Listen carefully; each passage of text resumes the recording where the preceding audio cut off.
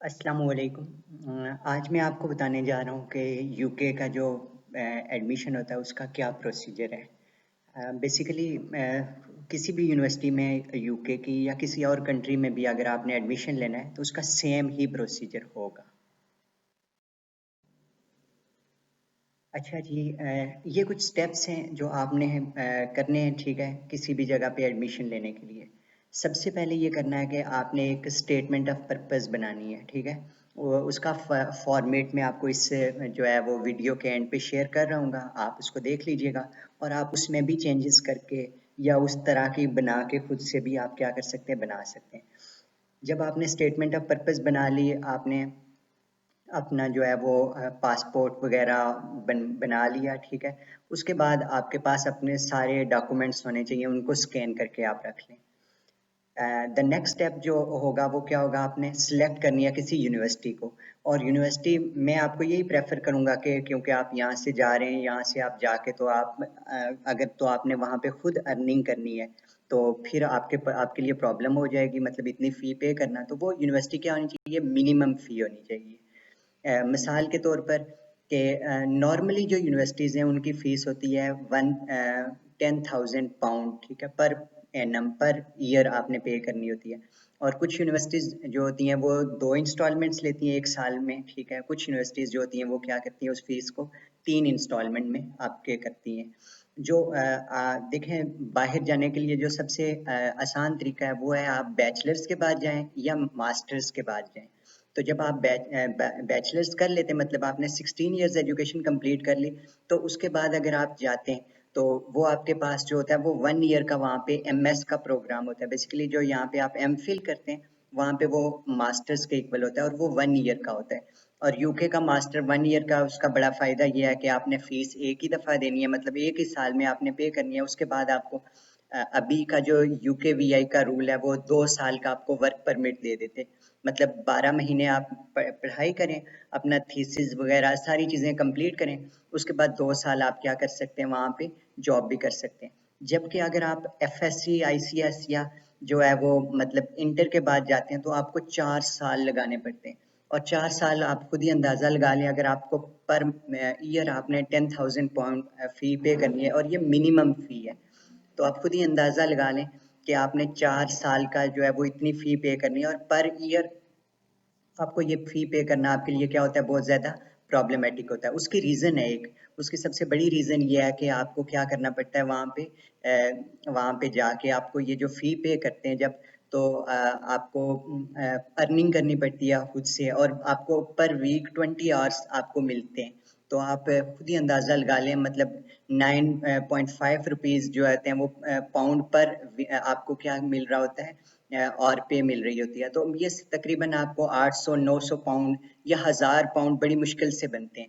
तो आप खुद ही अंदाज़ा लगा लें कि 12 महीने में आप 12,000 पाउंड भी अगर आप अर्न करते हैं तो उसके बाद क्या हो जाता है, आपके पास उससे आपने अपने खर्चे निकालने, आपने अकोमोडेशन कॉस्ट, लिविंग एक्सपेंसेस, ये सारी चीज़ें निकाल के तो आपके पास ये जो 9-10,000 फी पे करना बड़ा मुश्किल हो जाता है। तो वो फिर बाद में हम उसके बारे में बात करेंगे। जब आपने यूनिवर्सिटी सेलेक्ट कर ली उसके बाद आपने उस यूनिवर्सिटी के वेबसाइट पे जाना है और उसके बाद आपने अपना जो है डॉक्यूमेंट्स वगैरह फिल करने हैं, ठीक है। और उसके वहाँ पे जाके आपने क्या करना है, फिर वो वेबसाइट को देना है। उसके बाद आपको ऑफर लेटर मिलेगा। ऑफर लेटर में आपको बताया होगा आपकी कोर्स ड्यूरेशन ये है, आपने इतनी फ़ी पे करनी है, इस इंस्टॉलमेंट्स में पे करनी है, ठीक है। यूनिवर्सिटी फ़ी पे सबमिशन के बारे में हम लोग भी बात करेंगे, ठीक है। कैश लेटर आएगा, उसके बाद आपको एक जेन्युइन इंटेंशन इंटरव्यू देना पड़ेगा, ठीक है। उसके बाद आपको क्या आएगा, एक कैश लेटर आएगा। कैश लेटर की बेस के ऊपर आपने एम्बेसी को क्या करना है, अप्लाई करना है और एम्बेसी का आपका इंटरव्यू होगा। इन चीज़ों के बारे में हम लोग डिटेल में बात करेंगे।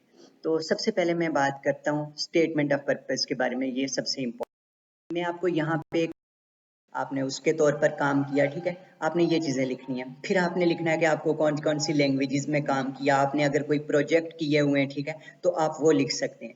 तो आप यहाँ पे मैंने यही लिखा हुआ है कि मैंने कौन सी लैंग्वेजेस यूज़ की और मैंने किन किन चीज़ों के ऊपर क्या किया है, काम किया है। तो ये आपने इनको क्या करना है, डिटेल में लिख देना है, ठीक है, ताकि उनको पता चले कि आपका ये वाला काम था, ठीक है। ये आपके 2 पैराग्राफ है। तीसरा पैराग्राफ क्या होगा, कि आपने लिखना है, मोटिवेशन क्या है कि आपने क्यों ये आगे आप क्यों पढ़ना चाह रहे हैं। देखें, आपने गैप लिया है, ठीक है, आपने कंप्लीट किया डिग्री, उसके बाद आपने एक गैप लिया और आपने क्या किया, उसके बाद आपने जॉब स्टार्ट की। तो जब जॉब स्टार्ट की तो आप देखें आपके आप फुल टाइम एजुकेशन की तरफ दोबारा वापस आ रहे हैं, क्योंकि वहां पे जाके आपने फुल टाइम डिग्री करनी है। तो वो क्यों कर रहे हैं, तो आपने ये बताना है कि जी मैं इसलिए कर रहा हूँ क्योंकि मैं जो है वो लिमिटेड हो गया था, क्योंकि आपको पता है फील्ड जो है वो चेंज हो रही है। अगर हम बात करें तो आर्टिफिशियल इंटेलिजेंस या डेटा साइंसेस का जो है वो दौर है आजकल, और मैं आपके इंस्टीट्यूट में इसलिए आना चाह रहा हूँ ताकि मैं क्या कर सकूं कि मैं नई नई चीज़ें सीख सकूं। और आपको पता है कि जब नई चीज़ें सीखेंगे तो इन फील्ड्स की जो है वो क्या है आपके पास कि फीस भी इनकी जो है वो मार्केट जॉब्स बहुत ज़्यादा हैं। और मैं इसलिए आपके इंस्टीट्यूट में क्या करना चाह रहा हूँ, आना चाह रहा हूँ। और आप उसके अलावा लिख सकते हैं आप अपने जिस यूनिवर्सिटी में जा रहे हैं कि इसका जो है वो ये फीचर्स है। मिसाल के तौर पर उसकी रैंकिंग बहुत अच्छी है, यूके में जो है वो पढ़ाई बहुत अच्छी है, मतलब एजुकेशन सिस्टम यूके का बहुत अच्छा है। तो इस तरह की चीज़ें आपने लिखनी है, और ये मैक्सिमम 1 पेज की समरी काफ़ी होती है आपकी, ठीक है। अगर आप मास्टर्स के लिए जा रहे हैं, ठीक है, मतलब मैं 16 ईयर्स के बाद की एजुकेशन के लिए जा रहे हैं। इसी तरह अगर आप बैचलर्स के लिए जा रहे हैं तो वो फिर आपका इतना ज़्यादा लेंथी नहीं होगा, लेकिन उसमें भी आप लिख सकते हैं जी कि मैंने स्कूल की स्टडी कंप्लीट की, मैंने कंप्यूटर कोर्सेज किए। तो ये चीज़ें आपने यहाँ पे क्या करनी है, मेंशन करनी है। तो ये आपके पास है एसओपी के बारे में, स्टेटमेंट ऑफ। नेक्स्ट आपने ये चीज़ें जो ऐड करनी है ये मैंने बता दी है, वैसे मैंने एक्सप्लेन कर दिया, थोड़ा सा मैं दोबारा बता देता हूँ। आपने रीजंस बताने हैं कि आपका गैप में क्यों रीज़न क्या है, आपकी स्टडी में गैप जो आया वो क्या रीज़न है। तो आपने बताना है कि जी मैं पढ़ना शुरू हो गया था, पढ़ने के बाद मैंने क्या किया, जॉब स्टार्ट की। फिर मुझे पता चला कि जी मैं जो है ना लिमिटेड हूँ, ठीक है, मैं मतलब दो तरह, मतलब मैं लोकल फिल्म्स में, लोकल कंपनीज में काम कर रहा हूँ, लेकिन मुझे मल्टीनेशनल कंपनीज में काम करना है। तो इस वजह से मैं क्या करना चाह रहा हूँ, अपनी एजुकेशन को इन्हांस करना चाह रहा हूँ। आपने जो है वो प्रीवियस आपने कौन कौन सी टेक्नोलॉजीज पढ़ी हुई हैं, कौन कौन सी चीज़ें आपने पढ़ी हुई हैं, और जो आप आगे पढ़ने जा रहे हैं, ठीक है, उससे आपका क्या लिंक है। मिसाल के तौर पर आपने अगर एक डिग्री कंप्यूटर साइंस में की है बैचलर्स की, तो आपको चाहिए कि मास्टर्स भी कंप्यूटर साइंस में करें। कभी भी अपनी जो फील्ड है उसको चेंज ना करें, उसको फील्ड को चेंज करेंगे तो ये एक बहुत बुरा इम्पैक्ट जाता है। और न्यू टेक्नोलॉजीज के जो है वो